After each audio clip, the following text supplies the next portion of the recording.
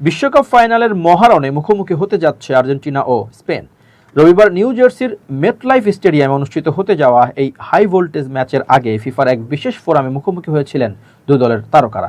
সেখানে স্পেনের 19 বছর বয়সী তরুণ তুর্কি লামিন ইয়ামালের সাথে নিজের সেই বিখ্যাত শৈশবের ছবি নিয়ে কথা বলেছেন আর্জেন্টিনা অধিনায়ক লিওনেল মেসি। 2007 সালের সেই আইকনিক ছবিটিকে পুরো একটা পাগলামি বলে অভিহিত করেছেন তিনি।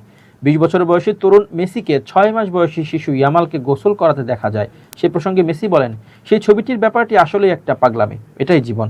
সে যখন একদম ছোট শিশু তখন তার সাথে আমার একটা ছবি উঠেছিল, আর আজ আমরা দুজনেই বিশ্বকাপের ফাইনালে মুখোমুখি হতে যাচ্ছি, ভাবলেই অবাক লাগে।